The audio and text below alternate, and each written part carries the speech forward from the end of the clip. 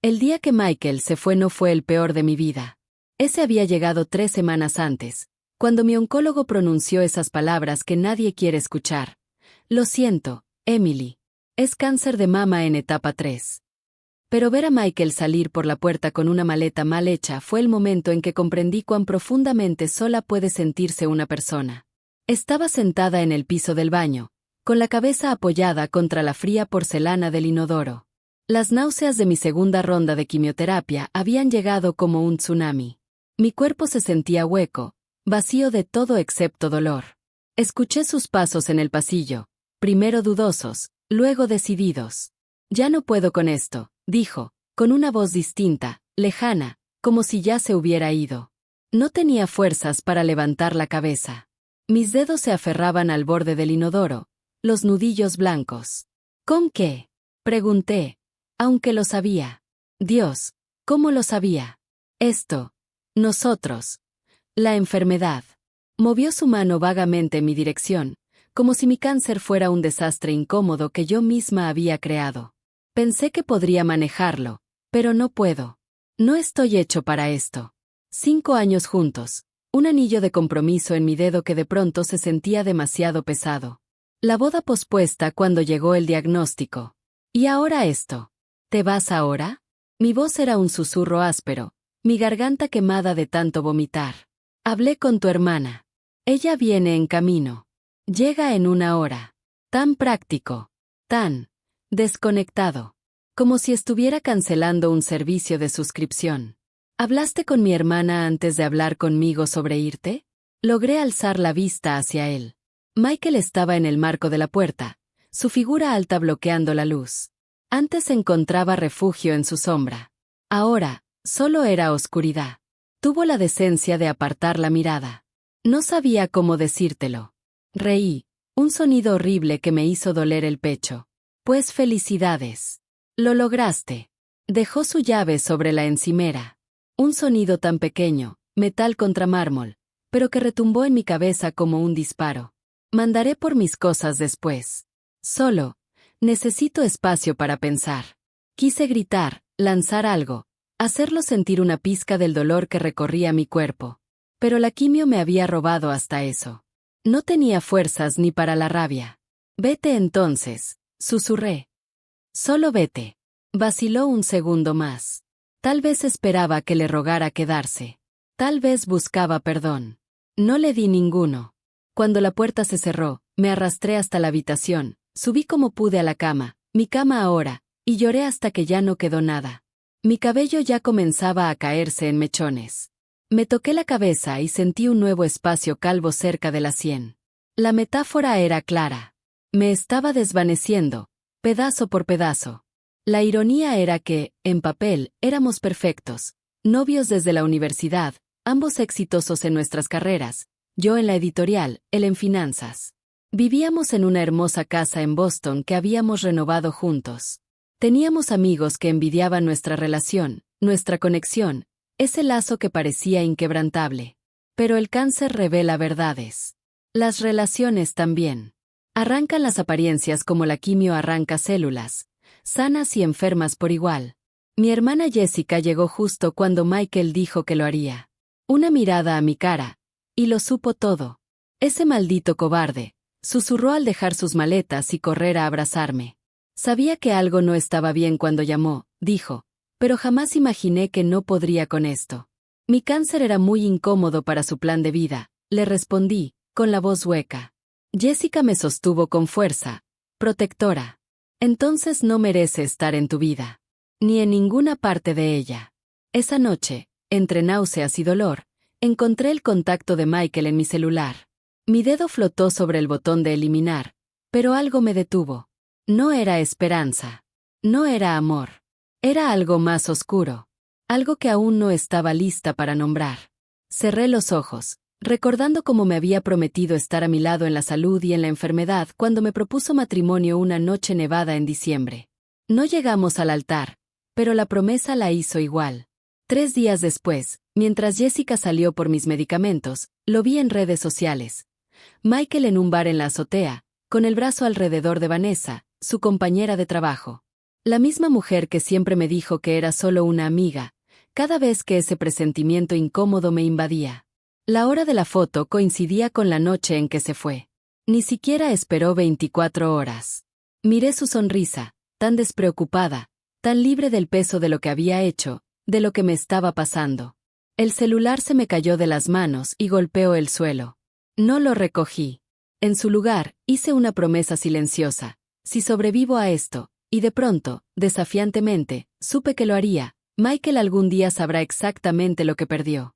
Los siguientes 8 meses fueron una niebla constante de habitaciones de hospital, piquetes de agujas y un dolor tan intenso que parecía haberse convertido en una entidad separada, viviendo dentro de mí. Mi mundo se redujo a resultados de análisis de sangre y al goteo lento de químicos diseñados para matar las células rebeldes en mi cuerpo. Jessica se quedó conmigo los primeros 3 meses, hasta que su trabajo la obligó a regresar a Chicago.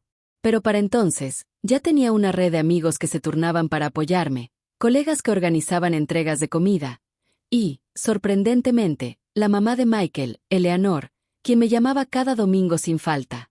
«Es mi hijo y lo quiero», dijo en una de esas llamadas, con la voz tensa, llena de decepción. «Pero lo que te hizo es imperdonable». Fue a través de Eleanor que supe que Michael y Vanessa se habían ido a vivir juntos apenas 2 meses después de que él me dejara.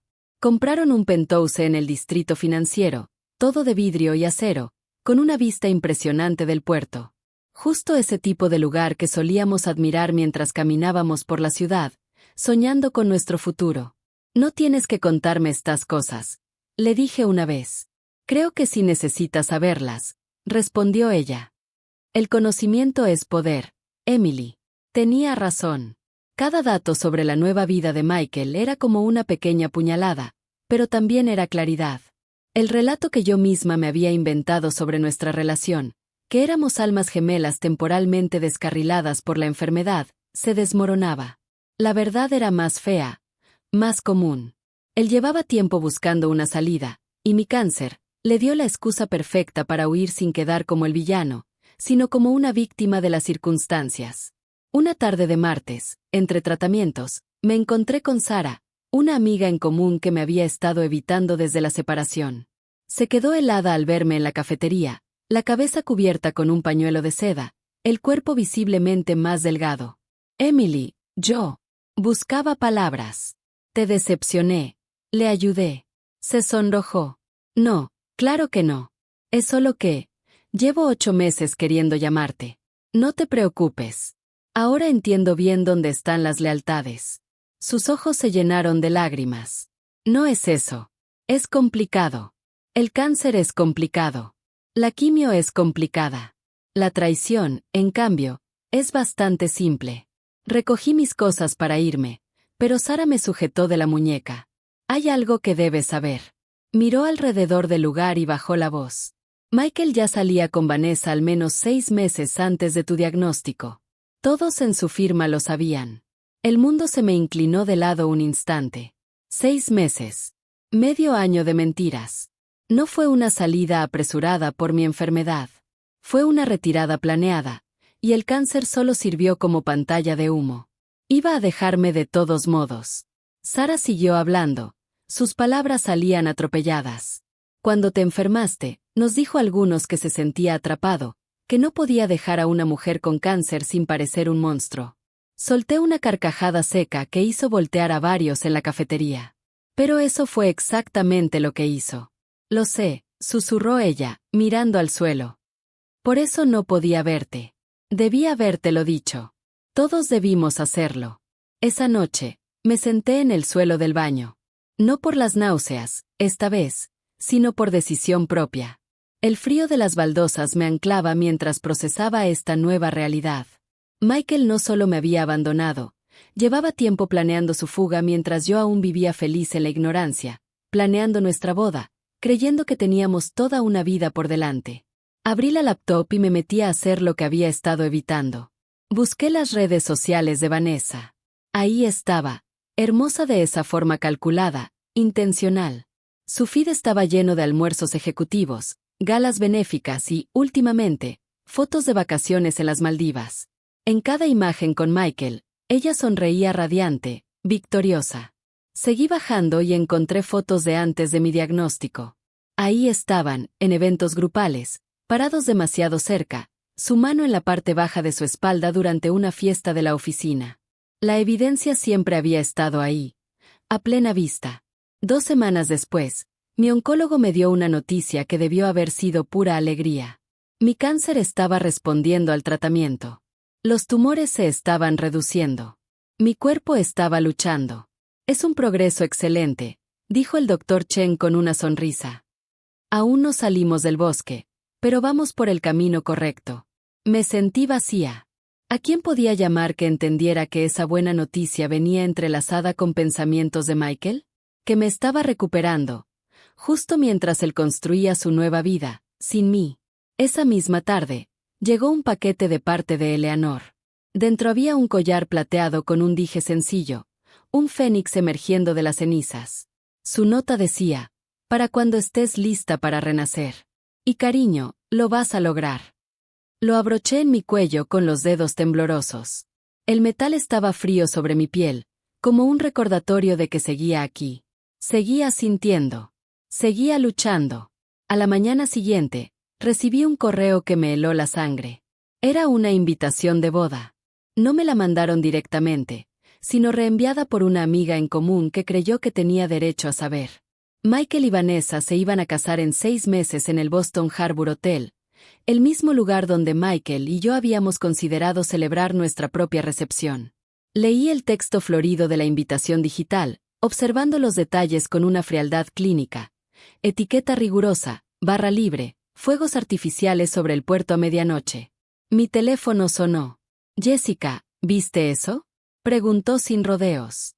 Sí, mi voz sonaba distante incluso para mí. El descaro absoluto de ese hombre casarse antes de que siquiera termines tu tratamiento. Acaricié el dije de fénix que colgaba de mi cuello. De hecho, Jess, creo que su timín es perfecto. ¿Cómo que perfecto? Preguntó, confundida.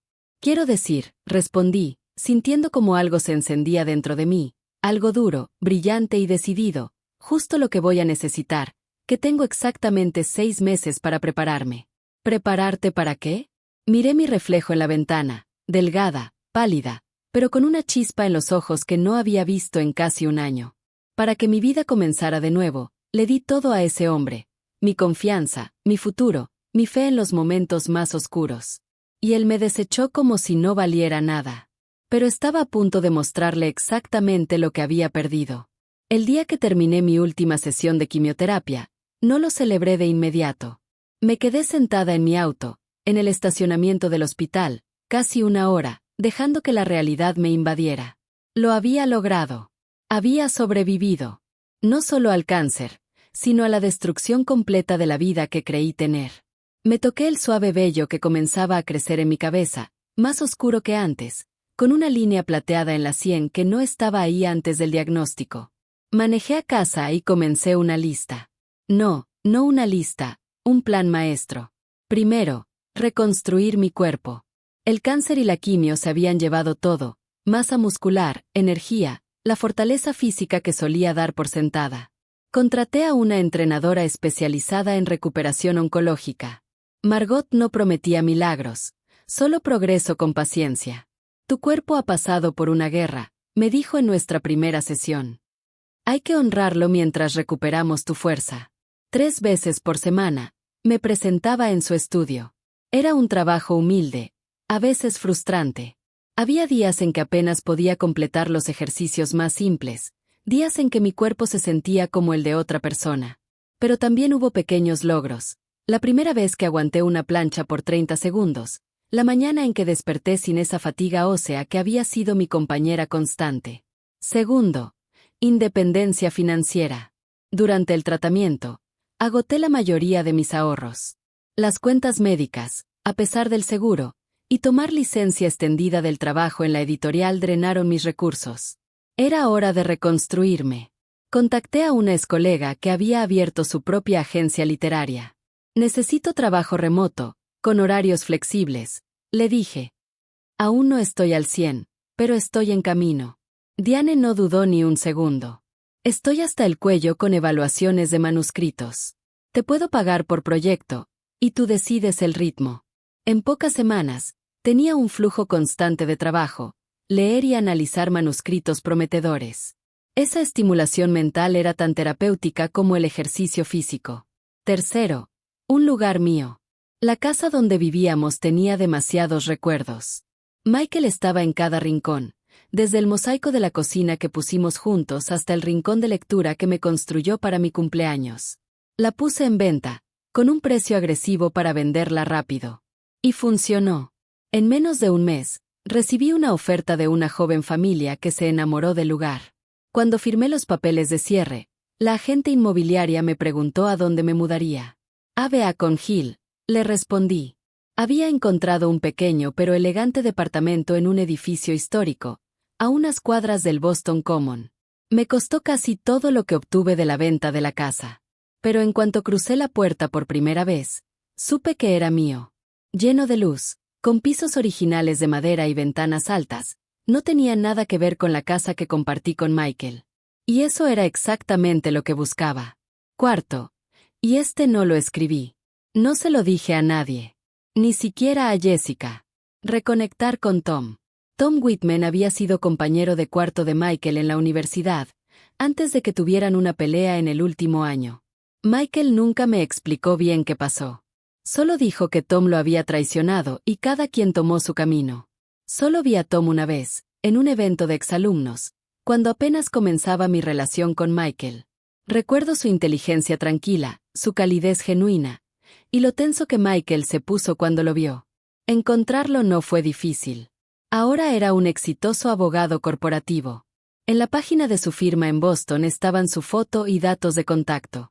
Lo difícil fue redactar el correo que le envié 3 meses después de mi última quimio.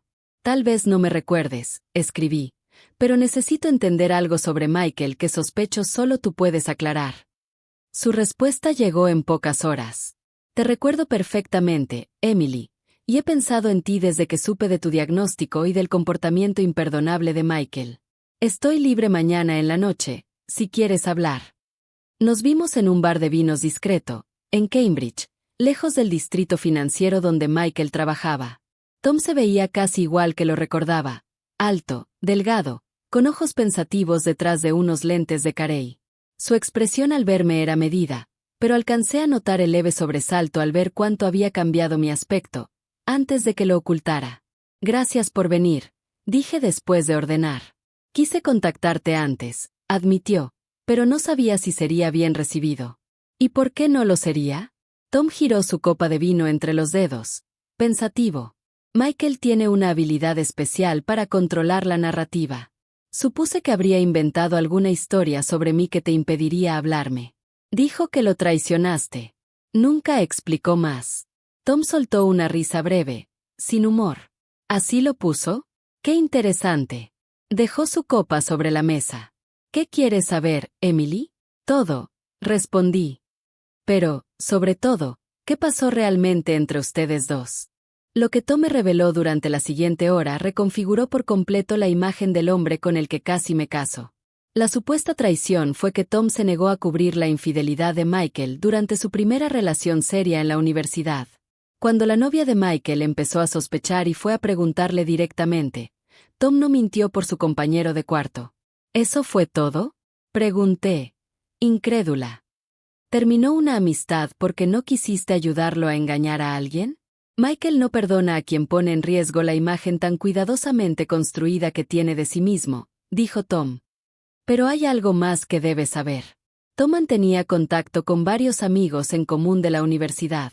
Se había enterado, a través de esa red, de nuestro compromiso, luego de mi diagnóstico, y después de cómo Michael me dejó. Pero también había escuchado otra cosa. Michael había estado desviando dinero de cuentas de clientes en su firma. Pequeñas cantidades, dispersas entre múltiples portafolios, pensando que nadie lo notaría. Empezó más o menos hace un año, dijo Tom, justo cuando comenzó a salir en serio con Vanessa. Por lo que entiendo, ese penthouse que compraron, esos viajes.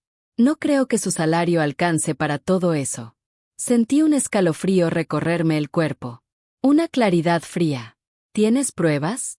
Tom dudó. No pruebas concretas que pudiera llevar a las autoridades, pero tengo nombres de personas que sí podrían. Gente en la firma que ha notado discrepancias pero tiene miedo de hablar. ¿Y por qué hablarían conmigo? Porque no eres cualquiera, Emily. Eres la mujer con cáncer que él abandonó por otra. Y esa historia ya se ha contado en todos los círculos financieros de Boston. Hay personas que quieren verlo pagar, tanto profesional como personalmente. Saqué una libreta pequeña. Dame los nombres. 2 meses antes de la boda de Michael y Vanessa, ya tenía todo lo que necesitaba. A través de reuniones discretas con 3 compañeras de Michael, todas mujeres que habían sido manipuladas por él de distintas maneras, reuní la documentación sobre sus irregularidades financieras. No era suficiente para asegurar cargos criminales, pero sí para activar una investigación interna que podría destruir su carrera.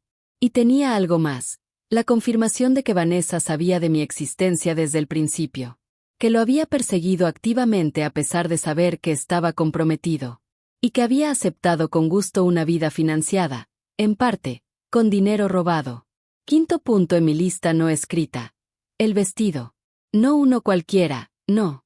Uno que hablara por mí. Que representara todo lo que había sobrevivido, todo en lo que me había convertido. Encontré una diseñadora que se especializaba en vestidos de gala personalizados y le conté mi visión. El resultado fue impactante. Un vestido de gala en verde esmeralda profundo, el color del renacimiento, de la primavera después del invierno. El corsé estructurado resaltaba mi nueva figura, todavía delgada, pero ahora fuerte. La espalda descubierta mostraba un tatuaje temporal que me había aplicado para la ocasión, un fénix idéntico al dije que jamás me quité. Un mes antes de la boda, recibí una llamada de Eleanor. Me invitó a la cena de ensayo, dijo sin rodeos. No creo poder soportarlo. Entonces no vayas, le dije. Si me niego, pierdo todo vínculo con mi hijo. Por más defectos que tenga, no puedo soportarlo. La entendía. Entonces ve. Pero, Eleanor, quizá debas inventarte una migraña repentina antes de la recepción del día siguiente. Hubo una pausa. Emily, ¿qué estás planeando? Solo asegúrate de salir del hotel antes de las 9 de la noche, le dije. Confía en mí. Mientras se acercaba la fecha de la boda, hice los preparativos finales. Reservé una habitación en el Boston Harbor Hotel para la noche anterior. Contraté a una maquillista y estilista profesional, un lujo que nunca antes me había dado. Practiqué lo que iba a decir, refinando mis palabras hasta dejarlas perfectas, concisas, demoledoras, irrefutables. La noche antes de la boda de Michael, me paré frente al espejo de cuerpo completo en mi nuevo departamento. Mi cabello había crecido en un estilo corto y elegante que acentuaba mis pómulos. Mi cuerpo, aunque cambiado para siempre, había recuperado una fuerza distinta. Mis ojos reflejaban una sabiduría que solo se obtiene enfrentando la muerte y la traición, y sobreviviendo ambas. Toqué el fénix en mi cuello, sintiendo el metal frío contra mi piel. Obsérvame renacer, susurré a mi reflejo. El Boston Harbor Hotel brillaba contra el cielo que empezaba a oscurecerse, su arco de entrada iluminado, y las aguas del puerto reflejaban hileras de luces colocadas especialmente para la ocasión. Estaba sentada en la parte trasera del auto privado que decidí contratar, observando cómo los invitados comenzaban a entrar al gran salón donde Michael y Vanessa celebrarían su boda. Mi conductora, una mujer de unos 50 años llamada Patricia, me había contado durante el trayecto que también era sobreviviente de cáncer de mama. Se giró para mirarme. ¿Estás segura de esto, corazón? Preguntó con una mirada tierna, pero preocupada. Alicé la tela esmeralda sobre mis rodillas. Más segura que de cualquier otra cosa en mi vida. Entonces aquí me quedo, con el motor encendido, por si necesita salir. Le apreté la mano en señal de agradecimiento antes de bajar al aire fresco de la noche. En la entrada del salón, un joven con smoking revisaba una lista de invitados. Lo pasé de largo con tanta seguridad y determinación que ni se atrevió a detenerme. Dentro, el lugar había sido transformado en la fantasía matrimonial de Michael y Vanessa. Orquídeas blancas caían en cascada desde floreros de cristal. El champán fluía de fuentes ubicadas a ambos extremos de una barra reluciente. En una esquina, un cuarteto de cuerdas tocaba, aunque su música apenas se escuchaba por encima del murmullo de los 300 invitados que celebraban a la pareja perfecta del mundo financiero. Me moví entre la multitud como un fantasma, reconociendo rostros de mi vida pasada, colegas de Michael que habían asistido a nuestras cenas, amigos que eligieron su bando cuando me dejó, incluso familiares lejanos que alguna vez me habían considerado parte de la familia. Nadie me reconoció al principio. El cáncer y sus secuelas me habían cambiado físicamente. Sí, pero era algo más. Había una fortaleza en mí que antes no existía, una firmeza de acero en la manera de caminar y mirar. Vi a Eleanor cerca de una de las fuentes de champán, incómoda en un vestido azul marino que parecía apretarla. Sus ojos se agrandaron al verme. Su copa se detuvo a medio camino de sus labios. Le hice un leve gesto con la cabeza. Ella miró su reloj y luego hacia la salida. No hizo falta decir nada. Entendió. Se iría antes de que comenzaran los fuegos artificiales, tanto los reales como los que yo traía. La sala enmudeció cuando entró el cortejo nupcial, damas vestidas de rosa pálido, caballeros en smoking clásico. Y entonces, entre aplausos entusiastas, Michael y Vanessa. Él lucía igual que siempre, alto, atractivo en ese modo genérico, irradiando la seguridad de un hombre convencido de que nunca enfrentará consecuencias. Vanessa brillaba con un vestido de diseñador que probablemente costaba más que el coche promedio, su cabello oscuro recogido en un elaborado peinado adornado con diamantes. Se veían perfectos, perfectamente vacíos. Esperé. Me deslicé lentamente entre la gente, con una copa de agua en una mano, fingiendo ser una más. Pasó la cena. Brindis. Discursos. Mentiras grabadas en cristal y plata. Comenzó el primer baile. Michael guiando a Vanessa en un vals cuidadosamente ensayado con una canción que, irónicamente, alguna vez había estado en nuestra lista de boda. Cuando abrieron la pista para los invitados, fue mi momento. Me acerqué al director de la orquesta justo cuando terminaban una pieza. En el breve silencio entre canciones, le hablé. Mi voz era baja pero firme. Él se sorprendió, pero luego asintió intrigado. El siguiente tema no fue la alegre melodía planeada, sino una pieza melancólica que yo había solicitado con antelación. Un susurro de tristeza invadió la sala. Avancé al centro de la pista. Sola. Presente. Gente a mi alrededor empezó a notar. Primero unos pocos, luego docenas. Finalmente, todos. Michael me vio desde el otro extremo del salón, donde conversaba con hombres mayores en trajes costosos, clientes potenciales, seguramente. Su rostro perdió el color. Dio un paso hacia mí, luego se detuvo. No sabía si acercarse o huir. Vanessa notó el cambio en la atmósfera y siguió su mirada. Su sonrisa perfecta vaciló. Sus labios rojos se abrieron en una mezcla de confusión, y luego reconocimiento, y finalmente, algo parecido al miedo. Yo no dije nada. Todavía no. Simplemente me dejé ver. El vestido esmeralda captaba la luz, haciéndome parecer iluminada desde dentro. La música nos envolvía, el violín sollozando con una intensidad casi humana. El salón se abrió mientras Michael finalmente caminaba hacia mí. Su rostro pasaba por todas las emociones, sorpresa, enojo, cálculo, y finalmente una expresión de compasión falsa que jamás llegó a sus ojos. Emily, dijo cuando llegó hasta mí, con la voz baja, claramente intentando contener la situación. Esto es inesperado. ¿De verdad? Lo miré directo a los ojos. ¿Pensaste que el cáncer me iba a matar, Michael, o solo que me rompería el espíritu?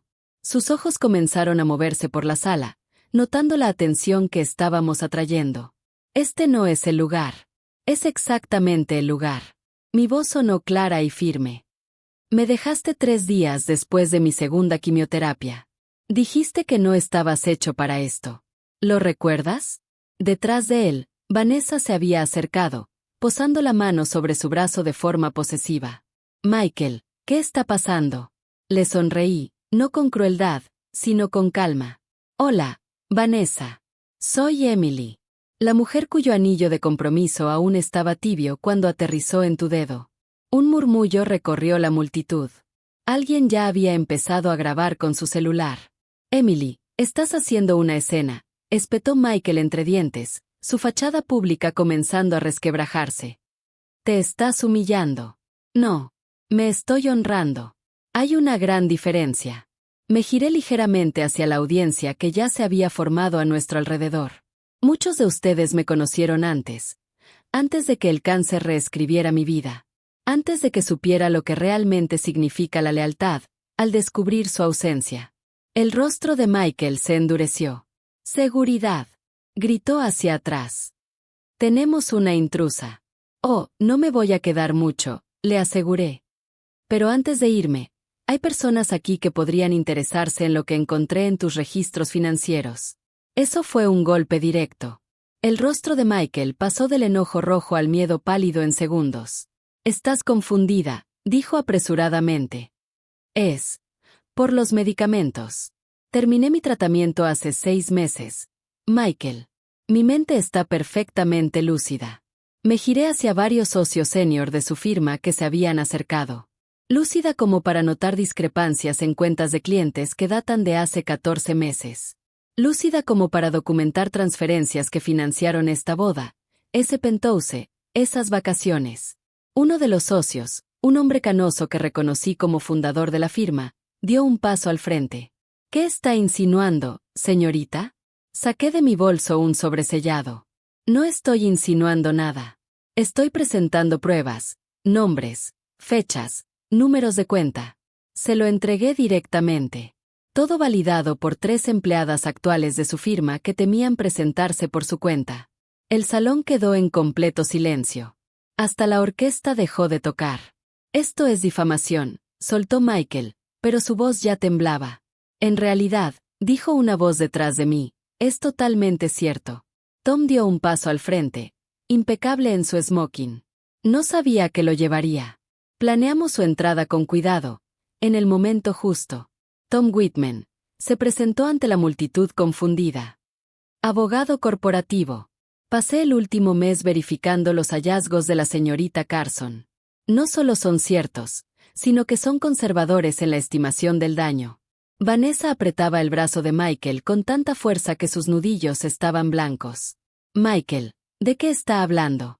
Pero él ya no miraba a su prometida. Me miraba a mí. Y lo hacía con un odio tan puro que casi se podía tocar. «Tú hiciste esto», susurró. «Lo planeaste todo». «No, Michael. Tú hiciste esto. Yo solo me aseguré de que no pudieras enterrarlo junto conmigo». Me giré, enfrentando a todos una última vez. No vine por venganza. Vine a recuperar mi dignidad. A recordarme a mí misma, y a ustedes, que sobrevivir no solo significa seguir respirando. Significa pararse en tu verdad, aunque duela, aunque incomode.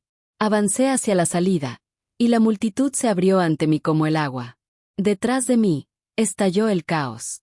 Los socios rodearon a Michael, Vanessa se alejó de él, los invitados sacaban sus celulares, documentando la implosión de lo que hasta hacía minutos era una fachada perfecta. En la puerta, me giré una última vez. Michael estaba solo en medio de la pista, su nuevo comienzo colapsando a su alrededor, su vida cuidadosamente construida desmoronándose frente a todos. Nuestros ojos se cruzaron. Y no sentí nada. Ni odio. Ni amor. Ni siquiera lástima. Solo una certeza inmensa del valor que tengo. Algo que su traición me había hecho dudar.